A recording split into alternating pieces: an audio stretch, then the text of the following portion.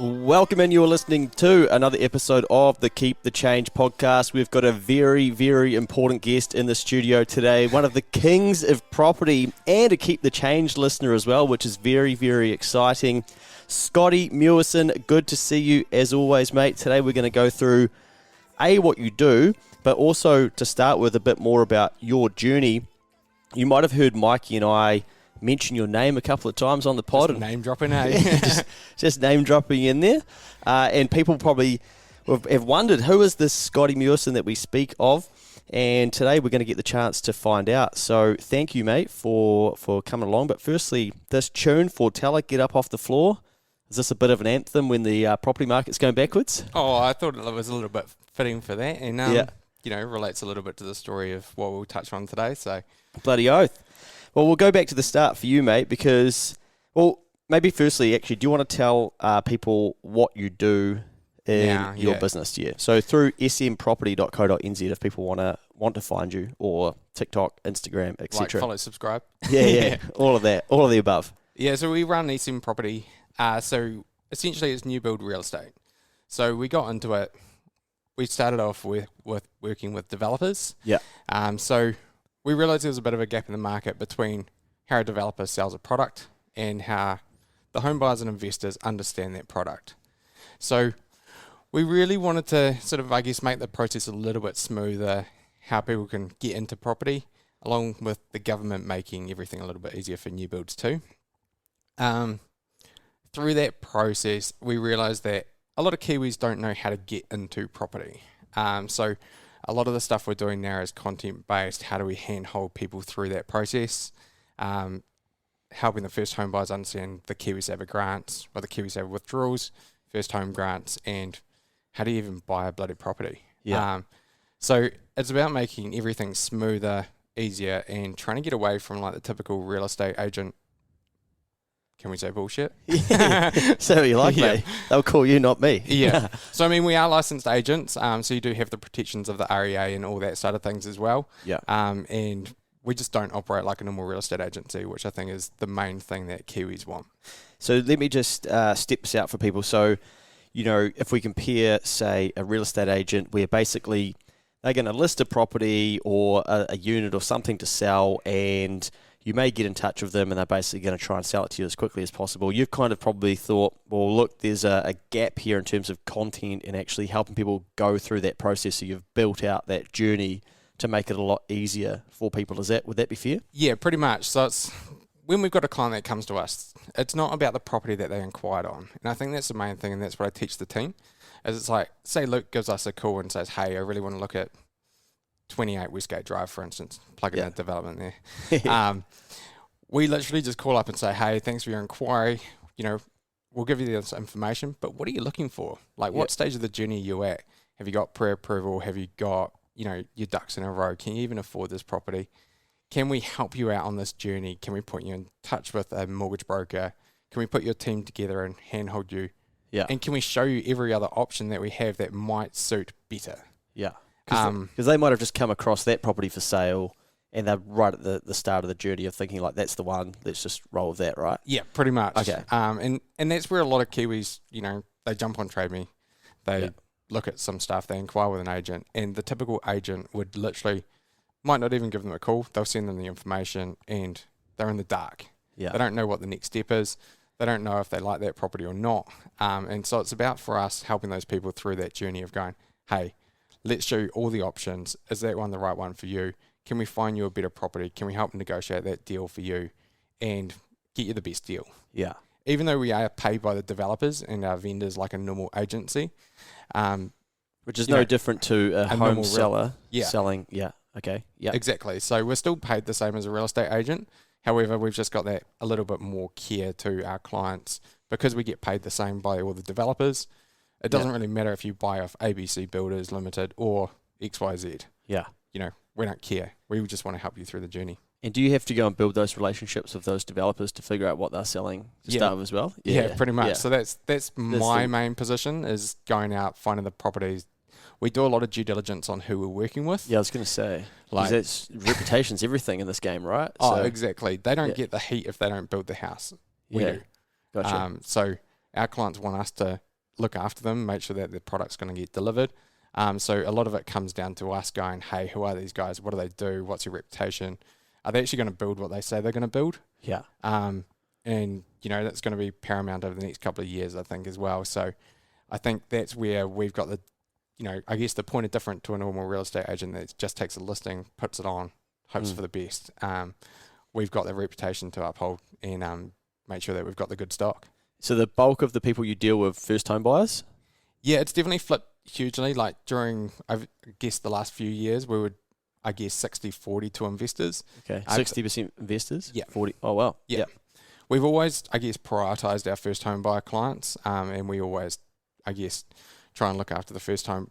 Sorry, we look after the first home buyers and look after the investors as well. But I've naturally always had an inclination of wanting to look after the first home buyers because I feel like that's where the gap in the market is, and that understanding of, these people don't know what they don't know. Yeah, and so they probably need a lawyer, they need an advisor, they need to figure out their KiwiSaver. There's probably the first home the amount of people that just don't understand that you can actually use your KiwiSaver is outrageous. Let alone first home grants. Do you want to explain how those first home grants work? Because I genuinely don't know. I mean, mate, that I bought a property in the mighty Howder and then rinsed that property in Vegas. So I think I got a grant, but I can't remember. I don't know what the latest rules are. Yeah, so pretty much with an existing property, each person that's going into the property can get up to $5,000 on an existing property, as long as they've been contributing over 3 years and up to the 3-year mark. the 5-year mark, sorry.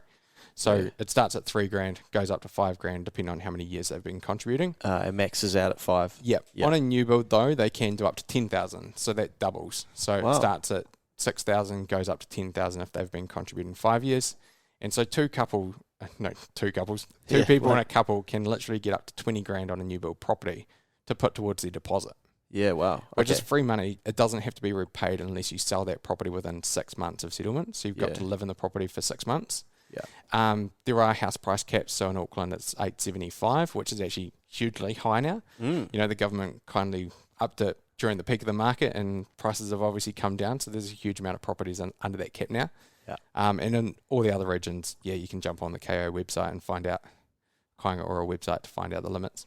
So that's why it's probably smart for young people who want to buy a property, especially a new build and especially in a relationship, to be contributing to KiwiSaver for probably that 5 years leading into buying their property, right? Yeah, exactly. So then they can get, then they're getting effectively another potentially 10 rack. Yeah. On top of their contributions. So, when we talk about return on investment, right, like that's huge. These people put in 3%, the employer puts in 3%, they get the 1,042 a year, the 540. 521, yeah. 521 top up. And if they do that for minimum 3 years, they can turn that couple of grand into $6,000 free money. Yeah. Pull that out, put it towards your deposit and buy a house. Wow. It's got to be a new build though. Yeah. Yeah. For the big chunk. Yeah, gotcha. Yeah. And the reason it's new builds, because in terms of being able to get the 10 grand, that's because the government are trying to incentivise houses to be built new, right? Because the house that I lived in Harwood that had leaky windows and wooden frames, those are older, so we're wanting to try and replace the stock with newer homes. Yeah, I'm assuming that's why they did it. Yeah. It's the only real reason why it makes sense. Yeah. Okay. I guess at the time as well, when they first brought it out, new builds were a lot more expensive than existing. Yeah. It sort of flipped itself on the head a little bit at the moment. But yeah, it does make sense that the government would want to encourage the odd people to get into the new build side of things. And what about is it Kaingaora, the equity model? Where so first home partner. So that's not Kaingaora, is it? Yep, or is it? Yep. It is. So okay. that is another Kaingaora product. So they've got a couple. So you've got the first home grant, you've got first home partner, which is the shared ownership scheme. And then you've got first home loan. First home loan is pretty much they're guaranteeing your debt on a lower deposit, so 5%. First home partner is a really interesting one. They brought it out about 18 months ago. We heard about it pretty early on. We were one of the first companies to do a deal through them. And I think to this date, we've done about 13 or 14 of them. Okay. I think, last February they reported that there was 12 deals had gone through, and we had done, I think, 4 of them out of the whole country. So effectively, they own a portion of your property, so you're not having to borrow as much. Yeah, pretty much. So it works really well in a situation where, like, you've got maybe a couple with kids where their servicing's getting hammered, so they can't afford a bigger mortgage because of the the dependents and everything like that. Yeah. But they need a 3-bedroom property. They might be able to get the loan to be able to buy a 2-bedroom, but they can borrow that extra equity from Kaingaora and leverage that up to buy a 3-bedroom property that might last them, 10 years or for life. I see. It can also help the single people where we find that essentially their dependents get hammered. Like their servicing gets hammered by, maybe it's a marriage breakup and then you got a single person with 2 kids. They might be able to buy, that 2-bedroom property where realistically they wouldn't have been able to get on the market themselves.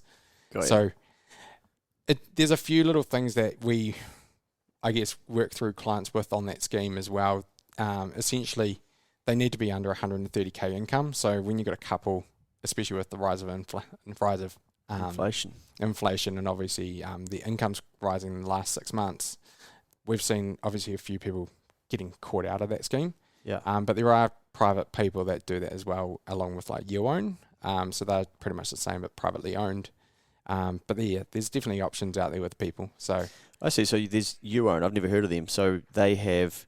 Do they give you money, or do they? Yeah. So roughly they same. take a percentage. I see, ownership of the property too. Yeah, and then essentially you buy out their share At down the the later line. date. Yeah. Yeah. At the new value, so their equity, that hope has gone up. Yeah. Oh. Yeah. And so that's where like we always say to clients, be really careful about what the market's doing, because their equity position is increasing along with the market, right? So, Mikey's probably a little bit better to talk to about this, but what we tend to find is essentially banks will start reducing like their restrictions on essentially the ability to borrow money as the market sort of turns.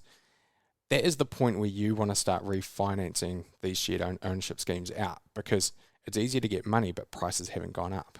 Got you. So as the market turns back up, which is obviously what you favour because you love property, we'll get to. But so then you want to refinance out so that you're not losing cash to equity increases for the other party. Yeah, 100%. So it's like currently you might be able to service 500k. Yeah. When the market sort of turns and the banks start loosening their criteria, they might go, oh, yeah, sweet, we can definitely loan you 600k now. So you buy some of your equity back. Yeah, and then you could go to Kaingaora, and say, we've got this other 100k from the bank now, can we buy back your position? Essentially, their value hasn't gone up. You've bought them out at the same amount. But if you wait potentially a couple of years and your property value's gone up 30%, their position's also gone up 30%, and it's going to be harder to buy in again. So then you need more debt to buy that equity back because the value's higher. Yeah, pretty much. So yeah, okay. This is probably a good place to say we aren't financial advisors. 100%. So make sure you speak to a financial advisor and a mortgage broker before you. But it's cool to see that there's so many different ways to skin a cat, right? Oh, 100%. And I think that's the thing. Like, I spend more of my time training my sales team, my sales agents, essentially on how to get a deal across the line. Yeah. It's not about like finding the property for the person and all that sort of things. It's like, once we've got that property, how do we get this person successfully through the deal?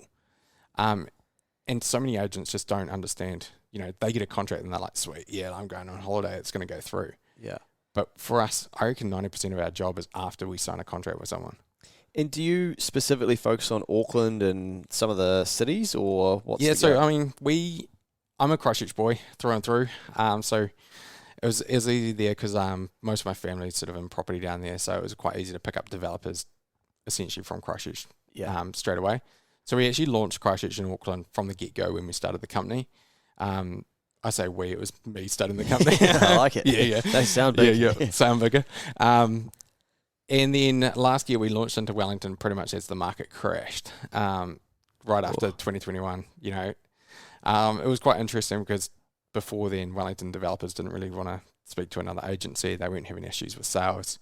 All of a sudden, February 22 rocks around and they're going, holy shit, what the fuck just happened? Yeah. And that's when we sort of said, hey, like, we might be able to help out. Like, we've got people on the books. They just need this helping hand of explaining how the process works. So we launched into Wellington last year, which I think has been, really good. Depending on the Wellington listers, it's actually Lower Hutt. Yeah. Apparently it's a very different areas. Oh, okay. Yeah. Even though your Wikipedia Lower Hutt says Lower Hutt Wellington. But yeah, it's been a journey, that's for sure. And I think like we love our Wellington clients. They're super friendly bunch, and they seem to be the most, I guess, forthcoming with open to every option Yeah. to get a deal across the line.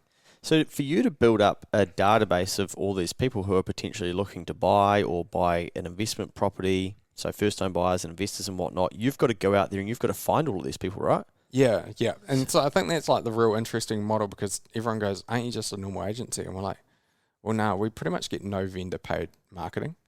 So the developers don't pay us marketing fees, because most of them might have their own sales channels. So they go, well, why wouldn't we just build our own brand? Yeah. So it's been real interesting, because I think we're probably one of the only, I guess, agencies that we rely on our own dollars to invest. Yeah. And you'd probably like this, because a lot of it comes down to pretty much going, hey, can we put $1 into this and generate 3? You know, if we spend $1,000 on marketing this property, do we think we can sell 30 of them? So you would have had to really learn the game of marketing through this. Yeah, 100%. Well, right? And I think that's where, like, I think we're a little bit differently, because I'm more a marketer and knowing how to get a deal across the line than I would say I'm a salesperson. Mate, I think I'm probably the same as compared to being an accountant. Yeah. Like sometimes I've started thinking recently, when people ask what I do, if I should just say, I do the marketing for Next Advisory, and even keep the jar, a couple of podcasts, do the marketing for an accounting practice. Instead of being, I've got my own accounting practice. People are like, oh, fuck, cool, mate. Yeah, exactly. And I think, like, the funny thing is, like, when you're talking to marketers and you're like, oh, what's your CPC at the moment? And, what's your cost per lead? And they're like, how do you even know this? Like, it's about knowing the numbers. And I think, like, when we do take vendor paid marketing, we know where it's going. Like, we can pretty much guarantee, like, we're getting a lead for this, we're getting a lead for that. Yeah. We know that we can convert X amount of leads. And so I think that provides a lot of clarity to our developer clients of going, hey, like, if you are going to take this, if we are going to give you the money, we know what we're going to get out of it. Yeah. As opposed to, like, the traditional real estate approach of, some of them charge like $500 for a signboard. And I'm like, we chucked some signboards up the other day to try and test them, but we put, like, tracking codes on them. Yeah. Like, literally no one scans a signboard, eh? Like, it's a waste of money. Yeah. So it's been quite interesting to sort of, like, test and develop, I guess, our marketing and go, hey, what's the best avenue that we can go down? Where do we get the best clients from? And how do we help those people? And, like, we've used everything from influencer marketing to social media to Google Ads to, I guess, Facebook, literally email. Everything, right? Yeah. What sort of email list have you got? I think we're around 20,000 now. Yeah. Like, it's a grunty list. You've had a couple of plugs to keep the change in there. I've seen their followers increase. I'm like, whoa, what's going on here? Yeah, and I think that's a cool thing. Like, a lot of people are protective of their lists. We're more about, like, what can we do to help? Like, if we keep the change right, that person might buy a house off us in 5 years' time because they actually sorted out their accounts. Yeah. They cleared that debt. They got rid of the buy now, pay later. They might turn around and be like, oh, yeah, like, I heard about this through that, and I heard about that through that. Hey, how do I do this property in a thing now?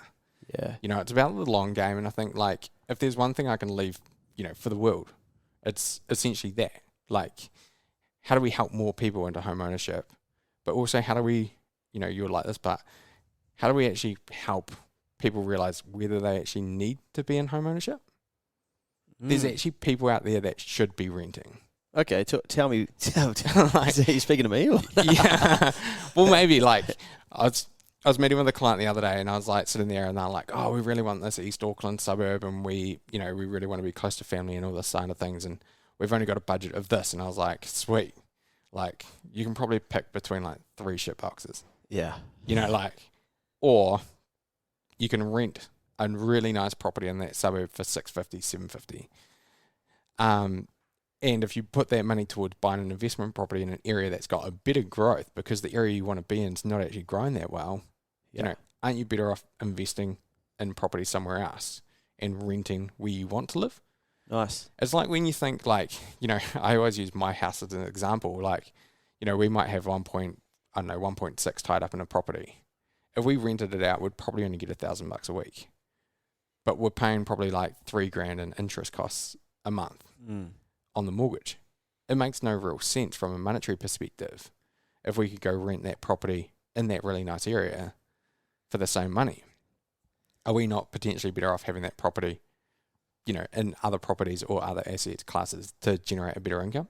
So you mean you've tied up your own equity in your property, is what you're saying? Like, you want to unlock that? Yeah, I gotcha. Yeah. Yeah. But obviously there's, like, different aspects to it, but the nitty gritty of it is sometimes you're better off if you want to be in those nicer areas, just renting in beautiful property. And, that's what Mikey does. Yeah. Mikey's got a nice house in a nice area and obviously fills the rooms up with people, but he runs a dorm, eh? Yeah. He seems to be fine still being back at high school with every room full of people, but they seem to love it. But, okay, so I understand what you're saying, because people will go, I always hear, but you're paying someone else's mortgage. What a waste of money if you're renting. But what you're saying is, okay, so rent where you want to be, but then still use the funds that you'd built up to buy an investment property. Well, it doesn't even need to be an investment property, right? Like, for the sake of the conversation, we are property people. Yeah.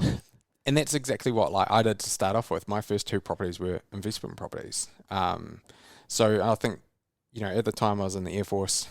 That's another story in itself. Yeah. How we got there, but essentially, we had pretty cheap rent. There was no real point in me buying in Auckland, and the fact that we got priced out of Auckland when it was back at 450k.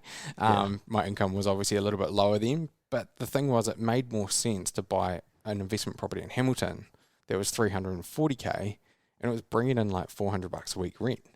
So the cash flow pretty much paid the property. Yeah. But if I put that 450k maxed out my pre-approval and bought an Auckland property, I might have had to have 6 flatmates to help pay down the mortgage. But because I had cheap rent and I was willing to take that sacrifice as a 22-year-old and live with 6 other people to have cheap rent, it made more financial sense at the time. Yeah. So you really dig deep into each of the people you meet with to figure out exactly why you're doing this. You've given them sort of other options and stuff, and just give them different angles by the sounds of things. Yeah, and I think that's the thing. A lot of people come to us, and the reason they want to buy a house is because they feel they should. They feel they should. Yeah. Yeah. It could be parents jumping I was about on. to say. Yeah.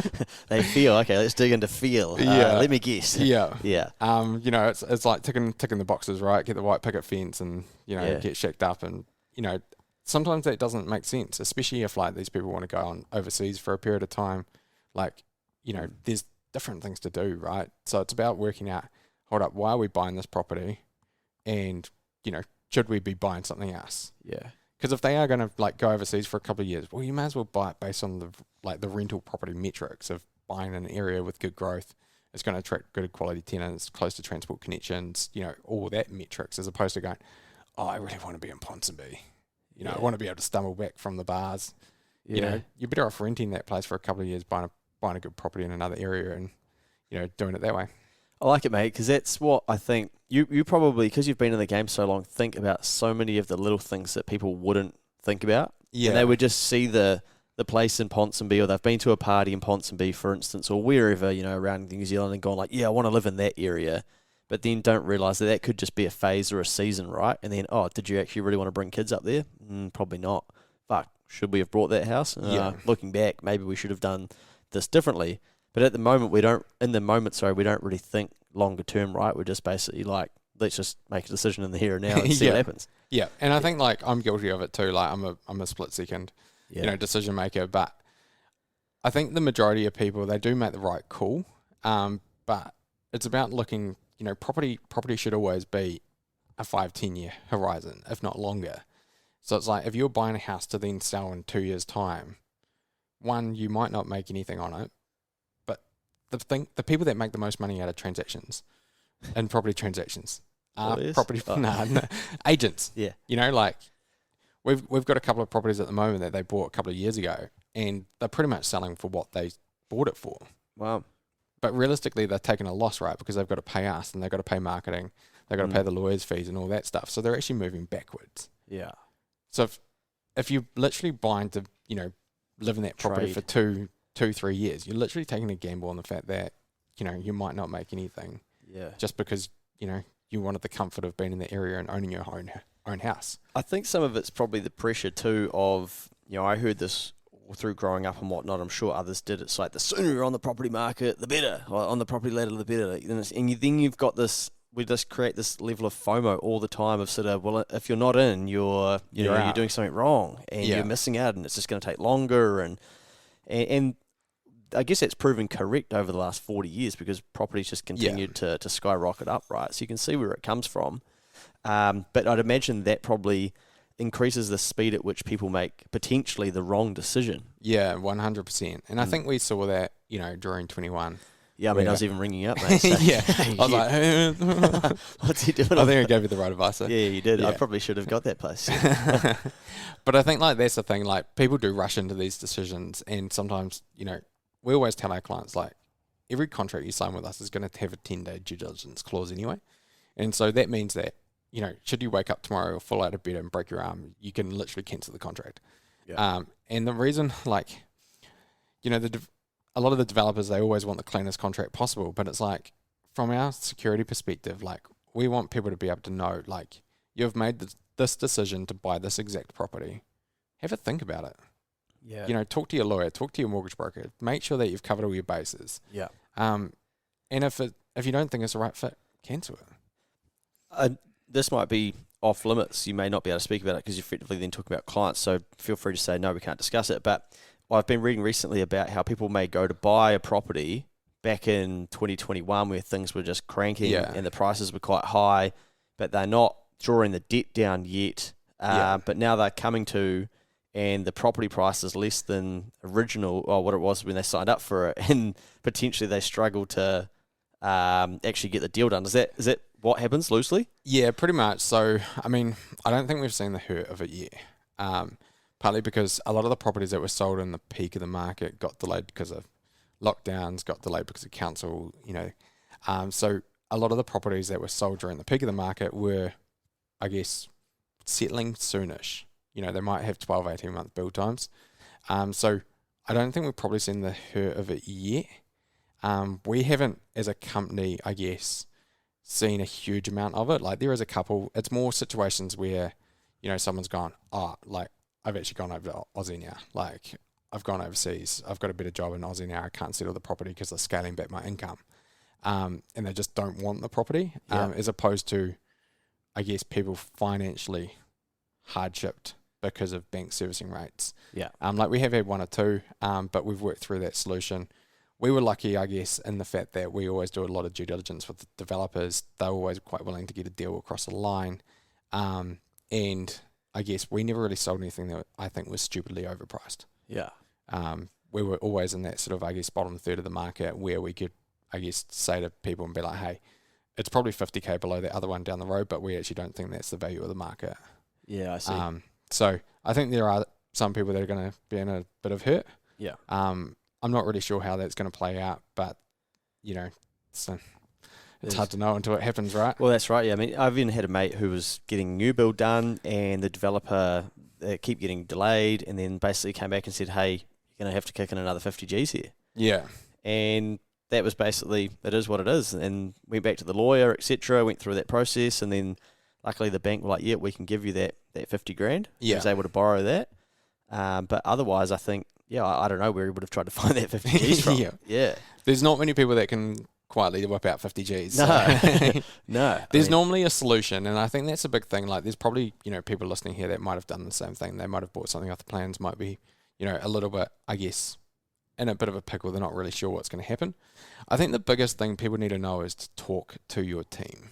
The ones that we've had the most issue with is where they buried their head in the sand and they sort of like left it until the last minute, and then they're like, hey, how do we deal with this? We're looking at the property and we're doing pre-settlement inspections, but I can't really settle the property. I didn't get finance. And you're like, okay, like, when did you find this out? And they're like, like 3 months ago. And you're like, cool, like, brilliant. Like, yeah, we've got time to talk to the developers now, don't we? Not. So I think, like, that's the thing. Like, if anyone is in that situation, talk to your agent, talk to your lawyer, and just say, hey, like, we're really struggling with finance. Always try, different lenders as well. It might not be cheap, that's where, Mikey's probably a little bit better to speak about it, like non-bank lenders. Yeah. They might not be cheap, but it's better than losing a deposit. So it could be a short-term higher cost of debt for a second-tier lender, for instance, and then that gets you through this pain point. Yeah. So you might be able to get that for a year. The market might recover slightly, or it's just to the point where you can settle the property, get an agent to market and sell it, and, hopefully you get the same sort of price that you bought it for. Yeah, and you might only lose like your agent's cost as opposed to defaulting on a contract and losing your deposit and getting sued for the balance of the losses. Yeah, I'd imagine losing a deposit for a lot of people would be... heartbreaking. Yeah. Like, there's not many people that can walk around New Zealand and say, oh, if I lost 70K, I wouldn't be upset about it. Yeah, it is what it is. Yeah. Especially our first home buyers, like, the last thing we want is, like, literally their KiwiSaver balance is going to zero. And I think that's probably, try not to be political here, but I think the government probably doesn't quite realise how, I guess, the position that they're going to put some people in the next 3 to 6 months. And the people that are probably going to hurt are the first home buyers. Yeah, I see. The investors will probably go, oh, yeah, sweet, we can pull 60K equity out of that other property or our own home, or, I guess service the ability of a third tier lender. But yeah. So those people that are going to hurt, is that because their property value that they've sought to buy has effectively come back and... Yeah, I mean, there's a few different circumstances. I mean, if the valuation on completion doesn't stack up to the purchase price, then... They won't get the debt? They won't get the debt, pretty much. The bank won't ever loan for the balance of the lower of the valuation or the purchase price. So if the valuation's lower, they're only going to loan 80% of that. Yeah. So, yeah, it's going to be interesting. I heard a story about someone just rolling around putting in unconditional offers without actually even understanding if they could get access to finance. Was that you? Certainly not. And then getting a rude shock when someone sort of sat down with them and was like, hey, that's not how the process works here. Oh, there's so many of those clients around. Like, okay, not as many as like it made it sound out. But there's people that like rock up. They'll look, they'll look at the 6 properties with us and they'll be like, yeah, I can definitely do 100K. And you're like, sweet. Like, can we have a cheeky your pre-approval? And they're like, oh, we haven't spoken to a broker yet, but I've got 80K deposit. Yeah. Like, okay, sweet. Like, that's cool. But what's your income? What's your, expenses and all that? And then you put them to a mortgage broker and then all of a sudden they can lend like 400. Wow. Yeah. Yeah. And like they might have 80K worth of personal debt. And you're like sitting there going like, whoa, I just wasted an afternoon with this person. But yeah. Get them off the list, mate. Yeah. There's definitely some people out there, I guess, that are a little bit naive about what they can afford. Yeah. But I think that's the big thing about what we try and encourage with our clients is don't spend your maximum. Like if you can get away with that 2-bedroom as opposed to the 3-bedroom, I've been saying this for years. It's like all the people that bought the 2-bedroom now, when they could have probably stretched for the 3-bedroom, are probably sitting here going like, oh, that would have been real difficult at these interest rates. And so, I haven't had a thanks text yet, but, if any of them are listening, I'd appreciate it. I know you're a bit of a Gary Vee fan, mate, and it just reminds me, years ago, he was cranking out content repeatedly about the biggest opportunity for people was to fucking sell their 3rd bedroom in their house or something, or just accept how they don't use it and how, like, why did they even get it in the first place? He's always so far ahead of his time, eh? Yeah, shit, yeah. I think that content's gold, eh? Like, we do quite a bit about, like, wants and needs. Yeah. And it's like, different suburbs can cost you, like, 100K more and it's 2 minutes drive down the road. Wow, yeah. Like, especially in Christchurch. Like, Christchurch is such a small town, like, sorry to any Christchurch people. Small town. Yeah, it is. It is a small town. It's like everything's 15 minutes away. Like, so it's like between 2 suburbs, like across one road could be 100K difference. Yeah. Like, do you really need to be on the other side of that road? Or the difference between a 2-bedroom and a 3-bedroom can be like 75 to 100K. Wow. Do you know what most people use their 3rd bedroom for? Nothing. Probably storing. Pretty Storage. much. Yeah. And like I'm guilty of it as well. Like, one of our bedrooms is just a guest suite that I think gets used once or twice a year. Yeah. And that's like 100K a year, like 100K value tied up in that 3rd bedroom, right? And so I think that's where, like, with our first home buyers, it's like, can we convince them somehow of going, how about we look at the 2+ study? If you want that office because you might end up working from home, look at a 2+ study as opposed to a proper 3-bedroom. And that's where you've got the ability, because you're working with the developers, or you're going through and studying the market, so you know what options there are, right? Yeah, 100%. Yeah. And like, we've got hundreds of properties available. Yeah. Like, we've got access to so much stock. Like, there's not many developers that we don't work with, especially from like the big top names. So I think that's the thing, when you're talking to us, we know exactly, a 2-bedroom in West Auckland is going to be a minimum, 700K. A 3-bedroom is going to be minimum 875. Yeah. And so when we're talking to you and you go, oh, yeah, I think I can get approved for 875, we can go, hey, you can probably get a 3-bedroom, but, have a look at these 2-bedrooms as well. You can't afford the North Shore. You can't afford East. You can't afford that. So these are going to be your suburbs of choice. People don't like it, but, like, sometimes you got to, give them the options, and then they come back 2 months later and be like, oh yeah, we understand now. It's not, what's that saying? It's not that your first home's not your forever home. Yeah, 100%. And I think, there's not many people that go out there and, I guess, dream to live in a 2-bedroom townhouse for the rest of their life. 80% of our stock is a 2-bedroom townhouse. But that's because that's where the first home buyer market is. That's where the price point is.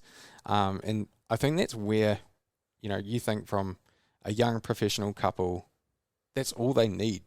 Do they even need a second bedroom? I don't know. Yeah. But, at least you've got a second bedroom to work from home and extra storage space, that sort of things. The 2-bedroom market's also a little bit more resilient than the 1-beds. So I think that's where we, I guess, need to change the narrative a little bit as Kiwis. I'm not a big fan of the apartment market, so that's why we only ever sell freehold townhouses. Yeah. But I think that's where, I guess if we can change that narrative with the young first home buyers to go, hey, do you actually need that 3-bedroom house with the white picket fence and the 800 square metres when you don't even like mowing lawns anyway? Oh, I hate mowing lawns. I might give one of those robots if I had a lawn. I know, I was literally looking at them the other day. Yeah, nice. Turns out it's cheaper to just pay someone to mow the lawns than buy a robot lawnmower. Is it? Yeah. Wow, interesting. They're like $3,000. Are they? Yeah. Yeah. 3 Gs. It'd be Just a tax on a bit of a deductible tangent, expense, eh? mate, for one of your rentals. Yeah. Capitalise that. You're the accountant, mate. Yeah, whoops, that is not tax advice. Well, let's tuck into a little bit of your journey, mate. So, are we allowed to say how many properties you've got, or are you? We're pretty open about it. Me and my partner Kayla, we do have 10 currently. That includes the house and the batch. Sorry about it. Yeah. So we do have one that's still to be completed. That settles this June, I think, this year. So, 9 complete properties. 2 that are owned separately by me that I bought into the relationship separately. Yeah. So quite fitting with the relationship property agreement stuff you were talking about the other day. Nice. And that's another thing we always try and tell clients as well, especially when we see a bit of a disparity between the ownership. Yeah. Okay. Nice. Yeah. So, where do you want to start? All right. Well, so you were in the Air Force, right? Oh, no, let's go back before that. So you at school. What do you think about school? Thoughts on school? Well, looking back now, I think a lot of it tees up to the fact that I'm actually ADHD. Outstanding. Yeah, and I only found that out about 2 years ago. Mate, this is so common at the moment. I was talking about this on the pod the other week or the other month, but clients are saying it as well. Oh, I think if you look at pretty much any business owner, you sort of have to be a little bit on the spectrum to enjoy it, right? Yeah. I don't want to know what I'm fucking diagnosed with. I'm like, just let me roll. Yeah. And I think that's the thing. It's if you know how to use it to your advantage, it's beneficial, right? Yeah. But looking back to school, I was a smart kid. I was always in the top classes, doing pretty well. I didn't turn up much. And I think that's what annoyed the teachers a little bit. But the thing... Scotty doesn't apply himself in class. 100% right. Every report, right? And so looking back now, I think obviously that makes a lot more sense. However, I didn't like school. I enjoyed it in the fact that it challenged me a little bit, but, it was, I guess, relatively easy. I wanted to leave school at 5th form. Dad said no. He pretty much got to 6th form. Dad said no. He's like, nah, if you want to leave school, you got to get a trade.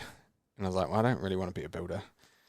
Dad's got screwed knees. Granddad had screwed knees. And then, my granddad was in the Air Force, when he was younger, and then my uncle was in the Air Force when I was sort of a young kid. They both sort of said to me, what's the best thing you can do? Without having a student loan, getting a good income, getting trained, and let's be honest, you don't actually do anything really dangerous. Well, going to the Air Force. So pretty much signed up, didn't tell the parents, just sort of rocked along to the recruiter's office, filled in the forms and was like, yeah, sweet, tick some boxes. Turns out 6 months into my Air Force career, I took the wrong job. Oops. Yep. I was paying attention. Yeah, we weren't paying attention probably. Yeah. But yeah, I mean, it wasn't a bad mistake. So I ended up training as an avionics engineer. So that's all the electrical, air data, radar, computery, nerdy stuff on the What were you supposed to tick? You wanted to fly the planes? Nah, aircraft engineer. Oh, okay. Yeah, which is all the mechanical engine side of things. Yeah. I'm glad I made that mistake though. The good thing is hardly any of us trained in that in the Air Force. So the good thing was you end up flying around the world all the time because there's not many of you. So when I was at 40 Squadron, which is on the cargo planes and 757, I was pretty much doing back-to-back trips. Wow. So I'd go to Malaysia, come back, 24 hours off, and then go to Singapore, come back.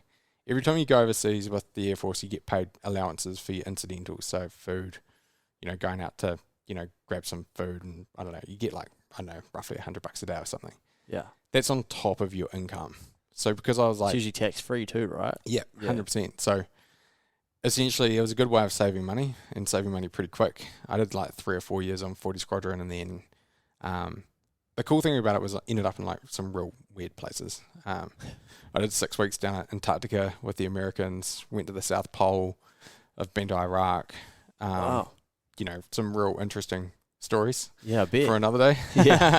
All right, pod part 2. Yeah, and then I guess during that time, I had a bit of spare time on my hands, so I was training to get extra qualifications in the engineering space, but at the same time I was essentially doing as much as I could on the property space. I always knew I'd end up in property one way or another with family involved in property. So you're just learning about property? Yeah, property investment, going to every seminar I could find, listening, podcasts weren't around back then. Yeah, I was going to say, shit. Reading into books that I could find. I literally had a stack of books, and then, sort of time sort of ticked along and realised that I was sort of done in the Air Force around sort of 8-9 years. Just before we carry on, sorry, were you having to pay for accommodation when you were in the Air Force, or is that... Yeah. Okay. Yeah. No, I just wondered, because I wondered if they, when you're in the Air Force and Navy and stuff, I always wonder, do you then, you get some of those allowances, you get your income as well, then you've got a uniform, so you don't have those costs, and then do they pay for your accommodation? Or some people stay on site with Army and stuff. I thought, shit, there can't be much. It's like going mining, where you end up with an abundance of cash because they're providing your accommodation, which is one of the biggest expenses for people. Yeah, 100%. So, I mean, with the Air Force, I moved up from Christchurch to Blenheim and then Blenheim to Auckland. And part of that, I had a partner at the time, we got what they call a married quarter. And a married quarter is essentially like this old shitty house. Well, it was an old shitty house back in the day. I reckon it was built in the 20s. I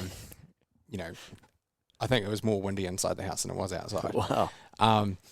And I can't remember what it was, but it was something stupid, like $170 a week. Sweet. Yeah. So you're able to save a lot of money. Yeah. So you're able to save a lot of money, as well as earning extra money from going overseas all the time and sacrificing, I guess, that time with friends and family. Yeah. Most of my 20s was not down, in Ponsonby getting on the terps because I wasn't here. Yeah. And I wasn't spending money. I always knew that I wanted to save quite a lot of cash. I was actually doing all these random side gigs, like buying broken iPhones, fixing them, flipping them on Trade Me. Yeah. There was a period of time that I was buying $1 reserve queen beds. Okay. Queen bed frames. Someone would take a photo of this folded up bed frame in the corner of the room, and you'd be like, sweet, I'll pick that up for $1. Borrow my mate's van to go pick it up, and then take a photo of it in the spare room in this Air Force house. Put some nice decor on it, and it would sell for $350. Wow. Yeah. And a few little hustles like that to help save up the deposits. Yeah. And then I bought my first property when I was in the Air Force, which is in Hamilton that we talked about before. Used that 18 months later to buy an apartment in Auckland CBD. So just so people understand, so you built up there was enough equity in that Hamilton property. Yeah. To then be able to leverage off of that. Yeah. Pretty much. Yeah. To then buy a property in Auckland as well, an apartment. Yeah. Yeah.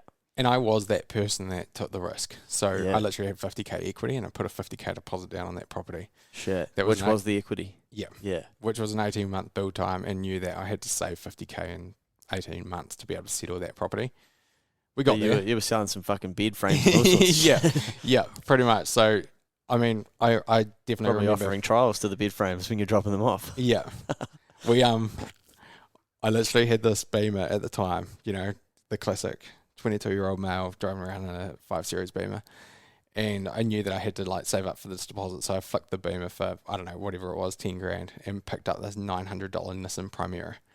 And I'm pretty sure this car was held together by moss. Yeah. So I was so scared to wash it. Yeah. In case the moss made the door fall off. Wow. And I actually ended up selling that car for pretty much the same money. It was actually a deal with cash and some headphones that my mate bought from overseas. But you never forget these deals, do you? Yeah. It was just about what could I do to get that cash to be able to put this money into property. And I think that's the thing. People probably see me now, and if you jump on my Instagram, it probably looks a little bit ridiculous.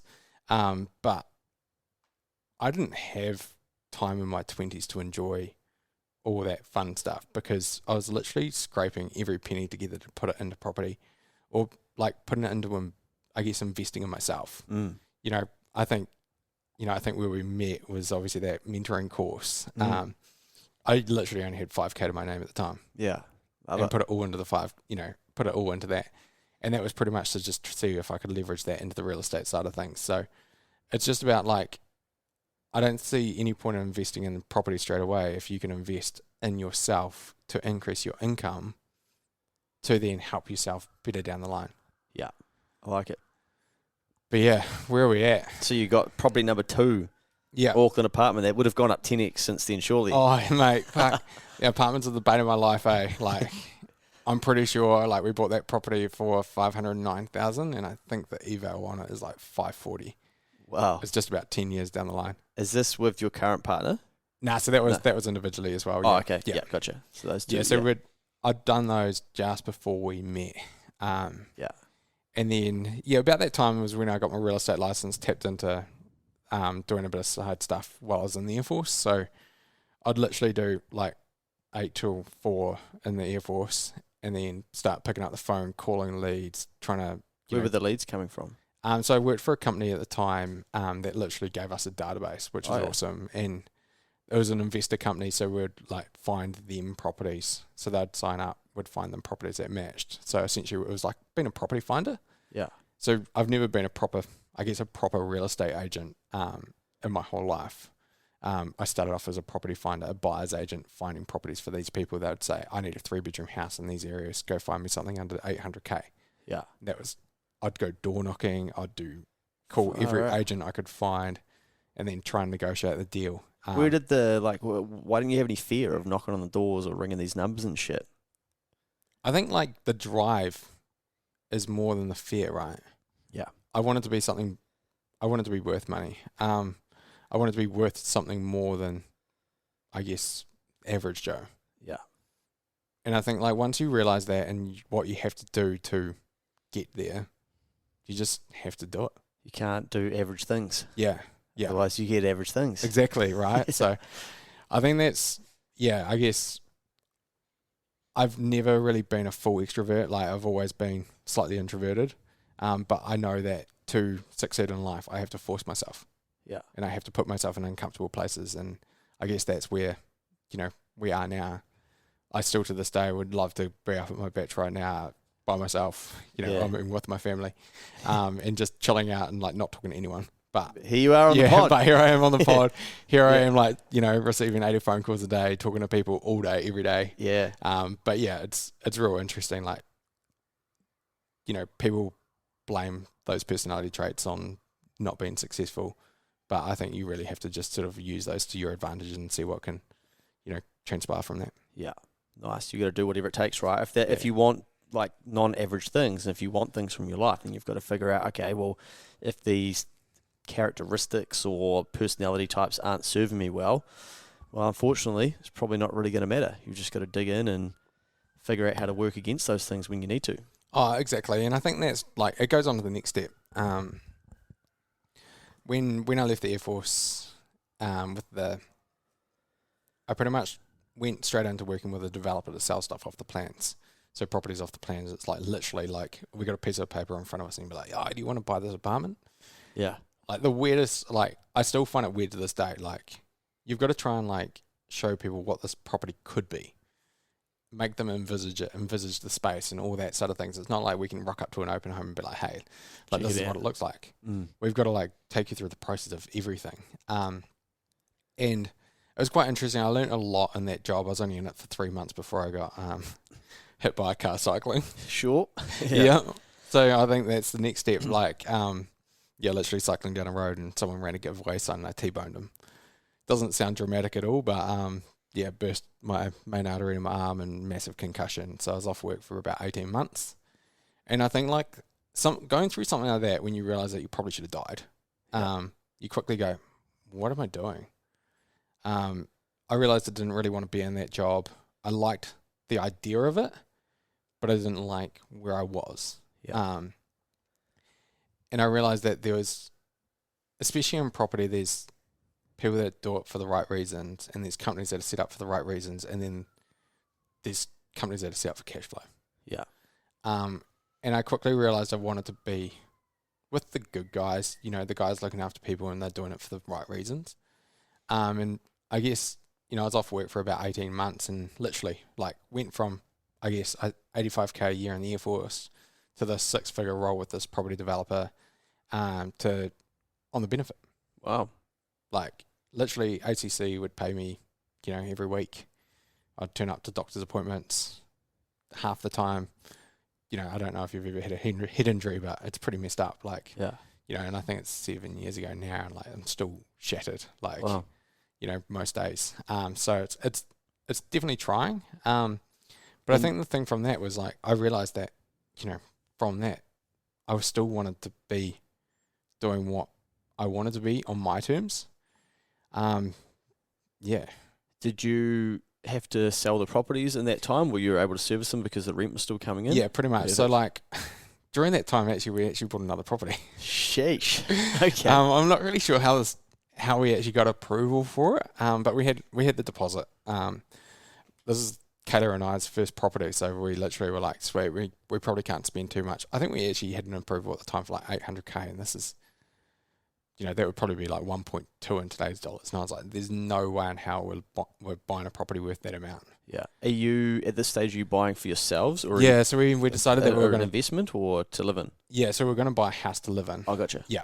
And so we always knew that we wanted to buy something that we could at least make a bit on. So whether it was a renovation or, I don't know, whatever at the time. So we started like looking for properties, and we knew that I wouldn't have been able to get the approval renewed, just because I think it was something to do with obviously the ACC payments coming to an end or something like that. So we knew that essentially we had to buy with this current approval and go for gold. On the last day of our pre-approval, we found this property out in West Harbour that was like, it was like a little 2-bedroom bungalow, like the classic like railway cottage looking place, and Yeah. it was the classic like 60s decor. You know, bless the old lady that lived there, hadn't changed her furniture since the bloody 60s as well. And I said to Kayla, I was like, oh, I don't know, like I just don't have the time or the energy to put into this. And she's like, let's just go have a look at it. So that night we put an unconditional offer on it. Yeah. Yeah, we got a good price for it. And I think like one of my real estate agent mates at the time was like, he called me up and he's like, mate, did you get a property in West Harbour for a 5? And I was like, yeah, we actually did. Yeah, like that was us. Little did you know, like 6 months later, we put an offer on another place with a 4. Wow. Yeah, but that one was just a renovation property. So we didn't move into this first home of ours for 6 weeks. We kept renting, and we literally gutted the place. We, you know, made it spick and span. Kayla's stepfather's a builder by trade, so he obviously took we made him take 6 weeks off work. Yeah.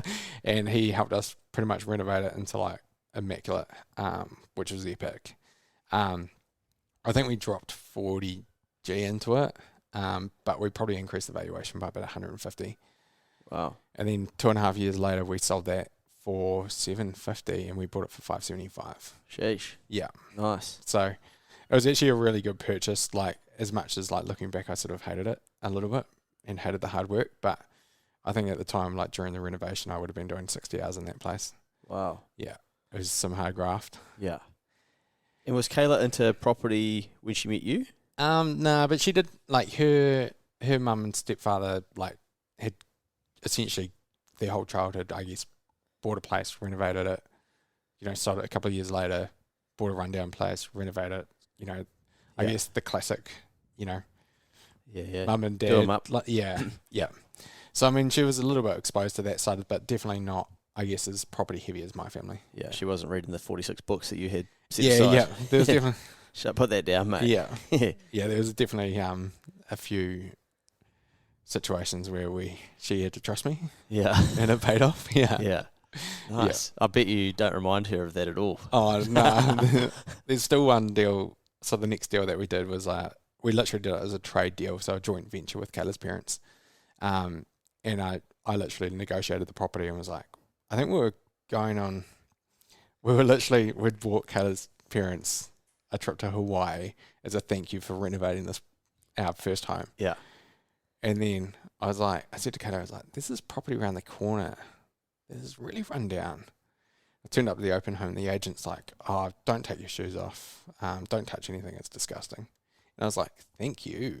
Yeah. This is my type of property." I was like, "I don't think agents should say that about a property, but I'll take this."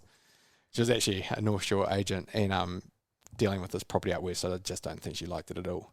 And so I just literally lowballed the hell out of this place and like got it for $490. And once again, my mate calls me up and he's like, "Did you buy a house with a 4?" Yeah. I was like, yeah, that was us. We had a valuation on it at the time at $575. So I was like, nearly Sweet. $100K under valuation. Yeah. We literally knew that we could probably do the renovation for about $25K and it'd be worth about $650. It was the last day of due diligence and we're actually in Hawaii on the holiday and we'd only looked at the property, I think, once or twice. And I said to Kayla's parents, I was like, "Do you guys want to do this? Because now's the decision." And she's like, "Have you got finance?" And I was like, "Yep." Yep. So the finance was pretty much me calling up a mate and he was like, yeah, we can get this sorted. We can't get it sorted today, but trust us, we can get you the approval. Yeah. Wow. And so I didn't tell them about that and they kept asking for the documents for about 2 weeks and I just kept not showing them. But yeah, we got early access for renovations as well. So that means like we hadn't owned the property and we were literally gutting everything out of the property. Shit. To get even weirder, the lawyer calls me once we'd gutted the whole place and she's like, "So the vendor passed away. Whoa. You haven't gutted the property yet, eh?" And I was like, "Yeah, we have." She's like, "What state is it in?" And I was like, "If you can imagine like framing, that's the state of the property." And she's like, "Yeah, okay, like you've got 2 choices. You either stop now or you just keep going." And I was like, "Sweet, let's keep going. Let's hope it doesn't get stuck in probate." And we ended up like managing to get the renovation done and everything, have it on the market, and we settled the property. 7 days later, we sold it. Shit. Yeah, and so we cleared a bit on that, and I think that's what took us to the next level. I guess we had a bit of profit from that. Obviously, when you're trading a property like that, as you know, you pay GST, you pay income tax. Yeah. So I think we made like 150 and pocketed 30 grand. Far out. Yeah, like Yeah. that's how much you literally get reamed. Yeah. So, admittedly it was 30 grand in 3 months, but it was, I think I was probably working 60 to 70 hours on the property a week. So Yeah, and people would just look at what did you buy it for, what did you sell it Yeah. for? That's the classic sort of level of people's understanding of buying and trading and flipping property, right? People just think, oh, sweet, it's all just straight profit. yeah, and you can imagine like that deal of all deals could have turned completely pear-shaped. Yeah. Yeah. You don't mind a risk. Nah. Yeah. So then have you gone on and just brought more properties as the equities increased and sort of just brought and hold? Yeah, so I think like, I always like to clarify to especially my clients, like it's really hard to get to 10 properties. Like the only way you can really do it is if you have good income. And I think that's where like obviously me building the real estate business has, built my income. And that's where like, we have been able to buy more because we've got the income servicing. For most people, like to have 2 to 3 properties is awesome. Yeah. And I think that's where like most people should be aiming. And obviously if you're in a 9-to-5 job, that's probably where you're going to end up stopping. So yeah, pretty much in our position, we started earning pretty good money, and obviously with COVID, house prices went up. We had a spare equity, so we just kept buying property because we knew obviously property was going up. And then yeah, that's where we are now pretty much. So yeah, just sort of keep ticking them up. And so it's a 10-year journey or a little bit longer? Pretty much. I think it must have been 20. I must have been 21. So yeah, 11 years now. Wow. So Yeah. nearly a property a year. Yeah. And you've done some trades in that time as well. Yeah. So it's These new tax Yeah. rules, are they going to, have they changed your thinking around anything? I think the thing with them is like people are freaking out about them. I think as long as you know and you're talking to your accountant, you know what the costs are going to be. There's like, I don't see the point in selling a property, paying 20 grand in real estate agent fees, because Yeah. the properties for us that I guess are outside of that rule are like my Hamilton property or my apartment. I'm never going to sell an apartment, and technically I can't really sell my own properties. But I'd have to end up paying a real estate agent to do them or to do the best justice out of them. To pay $20,000 or something on a real estate agent fee on the Hamilton property, I may as well ride those losses for a couple of years anyway. Yeah. And what about tax on any Brightline rules for you? Or are most of them new builds? all of them are holds. Oh, okay. Yeah. So like But if you were to sell some of them. So some of them were in the 2-year bright line rule, some of them are now, but because all we buy is new builds. Yeah. I think that's quite a cool thing. Like, Yeah. you know, the 2 properties that we bought were existing, were, you know, one a trade property and one was our first home. So I invest in new builds and always have since 2001. So I think that's the cool thing when I tell a client, like, I was doing it before it was cool. And do you do all your own property management? Nah. So, not at all. I haven't to this date.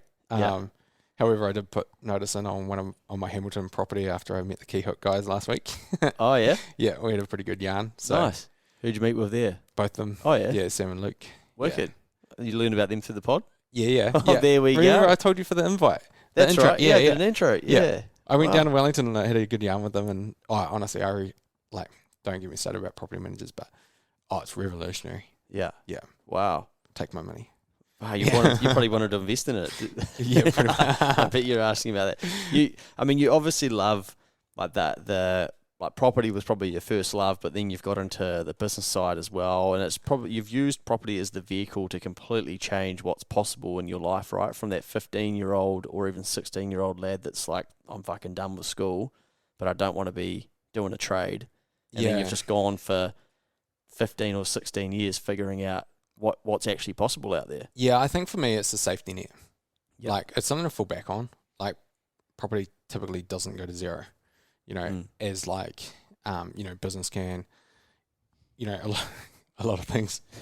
Bitcoin. Yeah. Yep. My share portfolio is not looking that great. And I think that's the thing for me. Like, if I put 100% of my effort into property, I understand property, I know I can look at a deal like that and be like, boom, done. Yeah, because you've studied it so hard. Yeah. Yeah. You're like a student of it. You're now a master of, say, like a teacher of it, basically. Yeah, I feel bad sometimes because there was definitely a couple of purchases that I forgot to tell Keller about. Yeah. And I was just like, oh, yeah, we actually bought this property 6 months ago. I'm sorry. Wow. Whoopsies. Yep, How'd that go down? Oh, yeah, she trusts me. Yeah. Wow. I think she knows that, like, I wouldn't put us in a position where we would lose our house or our livelihoods. Yeah. So she knows that, you know, if I'm doing something, I believe it's the right decision at the right time, and I believe that it's going to be a good one, or it's not going to put us to zero. So with the property market slowing down and just everything kind of creaking a little bit, has it put a strain on your ability to service any of those properties, like those sorts of things, or have you had any revelations through you probably want to take more holidays because the phone's just not ringing as much? Like, what's happening in your world? It's real interesting. Like, we're still really busy. Like, the phone's still ringing. We're still meeting clients every week. Like, people want to transact. Yeah. It's more the banks, just, you know, the banks and the government regulations that are like literally screwing people at the moment. Yeah. People want to buy a house. You know, investors are buying. But people just can't get access to the people, credit. yeah, pretty much. Okay. And I think that's the thing, like, what we're sort of telling people at the moment is, like, now's actually the time to be buying. Like, you know, there was definitely times in 2021 where I was, you know, telling clients, like, is this really the time that you want to be buying? Like, you're stretching. Peak you know, bubble. Yeah. Yeah. And, like, everyone was talking about it, right? Like, at some point this is going to end. We don't know when it is.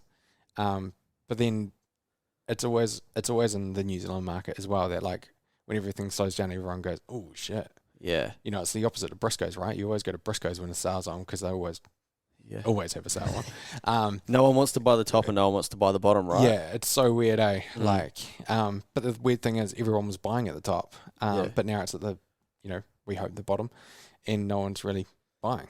Yeah. FOMO. Yeah. Yeah. What do you see happening in the economy over the next... Oh, mate. Let me just run my crystal ball away. Yeah. 12 to 24 months even. I think it's one of those things, like, you know, even when they kicked in the LVR changes in 2016, you know, everyone thought it's the end of the world. It's never as bad as everyone envisages, or at least you don't realise how bad it was until afterwards. There's definitely hurt out there at the moment. There's definitely people struggling to pay their mortgages, and, you know, I guess the thing for a lot of Kiwis is they've got to realise that sometimes you just don't need the avocado on toast. You know. Here he is. Yeah. Yeah.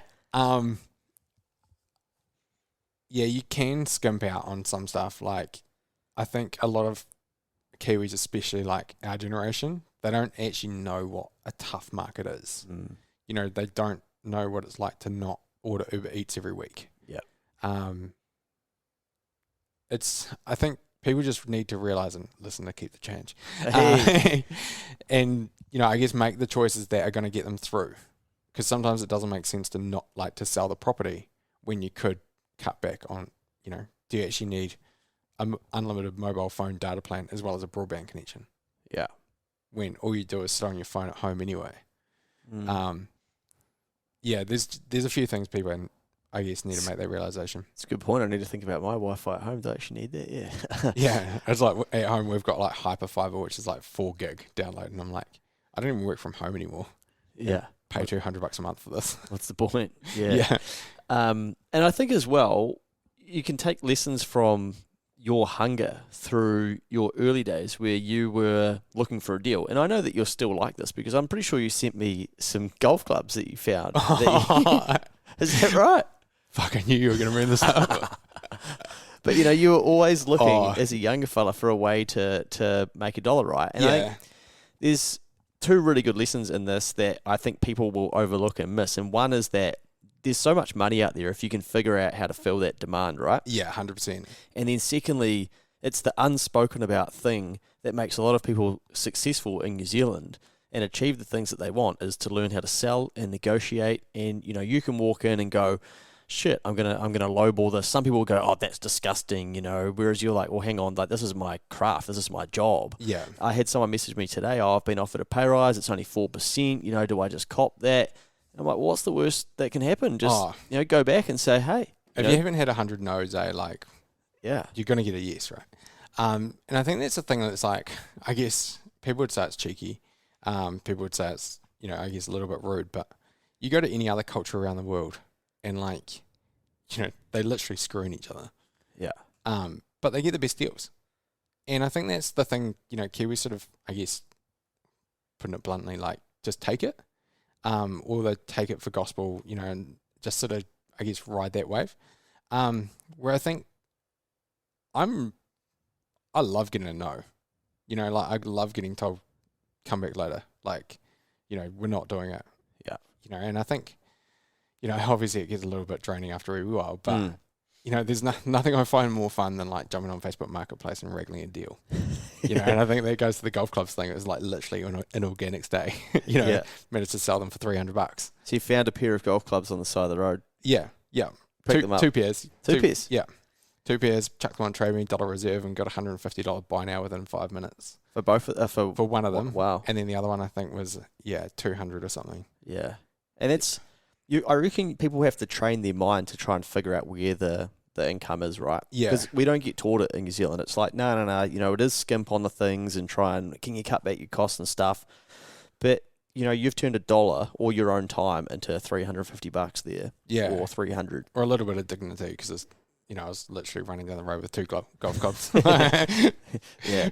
But you've got to be willing to do it, right? And yeah. I think that's when people will actually take action, is when the pain starts coming, where they're like, okay, I need to do something differently here. Yeah.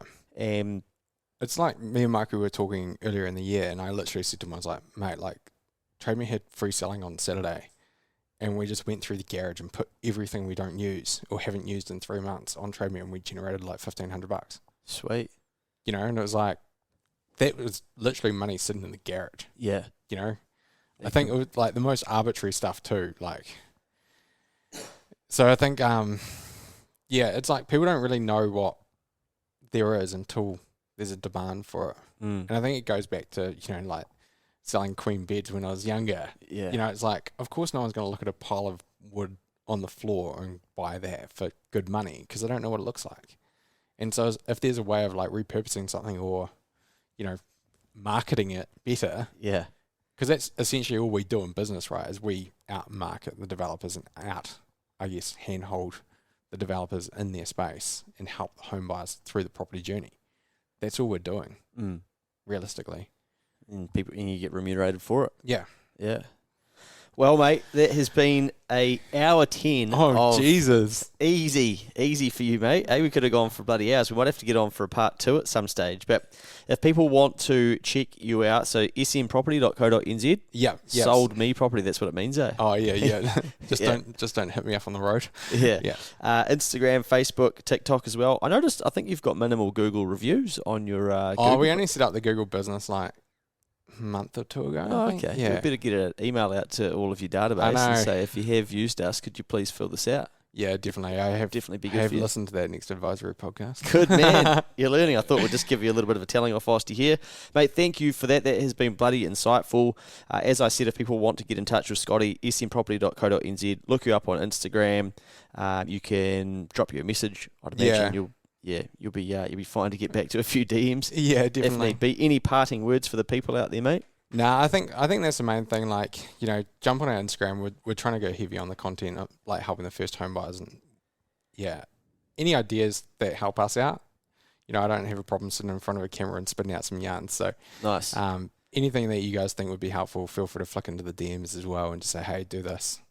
We need information on this, and hopefully we can help you out. Yeah, very wise, mate, because I did a poll recently on Keep the Change Instagram where I was asking, have you bought a home or are you looking to? And there's a whole heap of people sitting there that are waiting to buy. And I'd imagine they probably have no idea where to start. But that's the gap that you've filled effectively, right? Yeah, definitely. And I think, and the guides that we sent out to the database as well. That's right. So on our website, if you go resources, there's a first home buyer's guide, a guide to the kind of a first home partner, there's an investor's guide, there's a guide about doing due diligence on a new build, there's something else. But yeah, you can jump on, download those. Promise we won't hassle you, but we'll send you the guides. You can flick back any questions that you got, and yeah. Just like that, you can learn something and then get started in your own property journey. Thanks, mate. I'm sure we'll do this again at some stage. Yeah, probably.